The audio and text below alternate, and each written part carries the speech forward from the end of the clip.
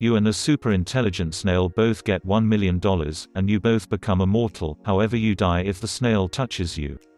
It always knows where you are and slowly crawls toward you. What's your plan? Follow-up questions might be in order. Like, how does the snail spend the money? Does it hire a butler or something that carries its debit card? It's highly intelligent but lacks vocal cords. Can it communicate at all? How about airplane travel? Does it only travel by crawling? This is exactly the kind of silly hypothetical shit I live for. I'd build several houses on different continents surrounded by trenches filled with salt and rotate to each house every 5 years. The snail has no real incentive to kill me, so I'd probably just ask it not to. I'll purchase a salt mine and live my immortal life in there. Selling the salt is my new career. I'd surround myself with whatever you're smoking. That would confuse the fucking snail to no end. At first I thought, why would anyone give $1 million to a snail? But then I realized, why would anyone give $1 million to me? Put it in my ass.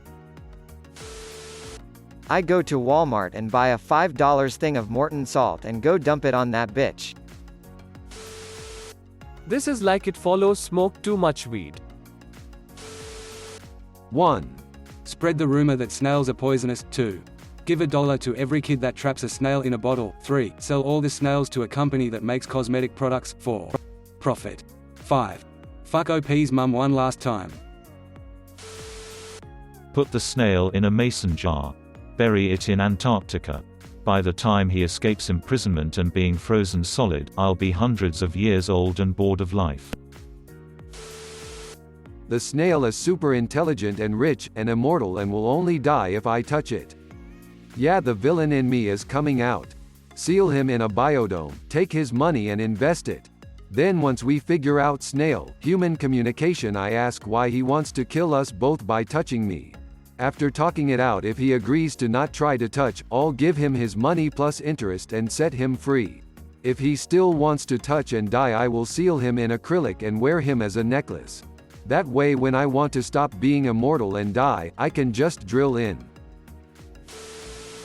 Pay another snail to seduce it and pretend to fall in love with it for exactly 6 months.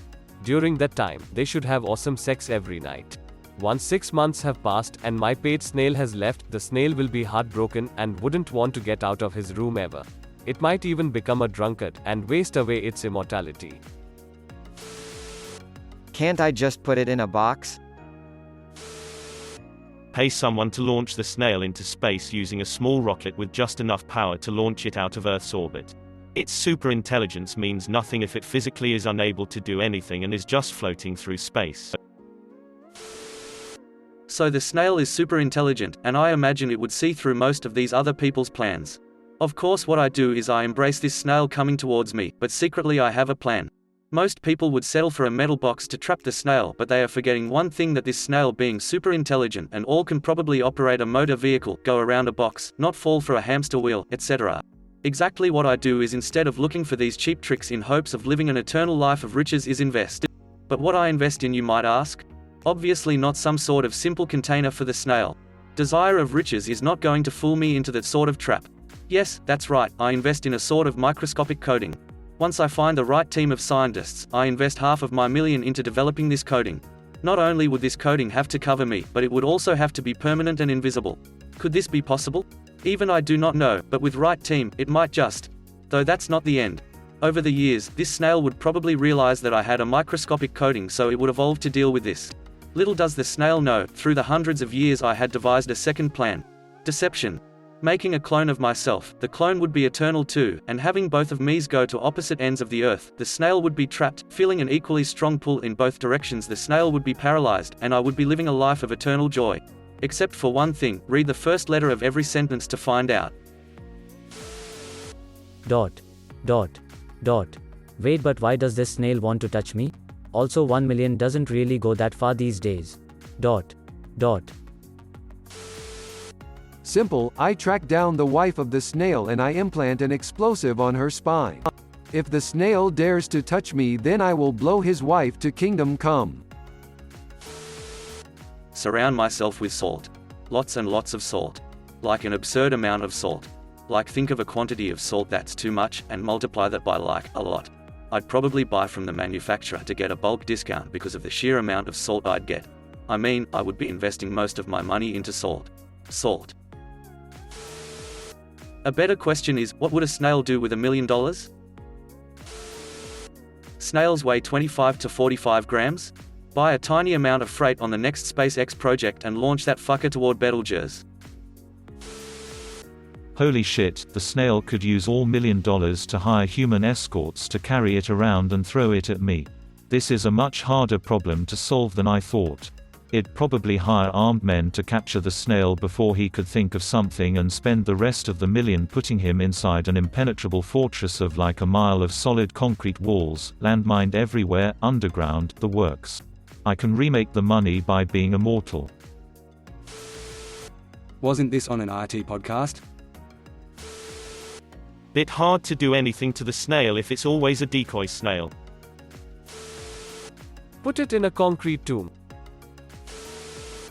ITT, Op God mods a snail. I'd invest the money so it grows. Rent a home as far from the snail's currently location as possible. It will literally take years to crawl the distance. Every, say, 3 years, I'd rent a place near the snail's starting location, so the snail has to start backtracking. Back and forth it goes. It might be immortal, but I bet it gets too bored to keep that up. As my money grows, I'll buy homes in more remote, distant areas, so I have to move less, and the snail has to travel more. Is there a rule against crushing the snail? Even if it's immortal, I can still step on it, right? Let's say I wait for him, for months if needed, at the end of a dead-end hall. I see him, he sees me. I'm ready to pounce, he knows this. I start running. He starts running. I catch him and step on him, leaving his mashed and useless body there to wither away while he stays alive for the rest of eternity, being unable to move. The snail is trying to kill me. Fuck him, he's a vegetable now. I have opposable fingers and a glass jar. Checkmate. I spend $5 of those dollars on a hamster wheel. Pay someone $3 to put the snail on it. When I finally want to die, I embrace my death snail as an old friend and go into the last unknown. But first I ask him what on earth he did with his $1 million. Buy one of those bubbles that you can walk in and live like that. Then he couldn't touch me, smiley face. Consider subscribing.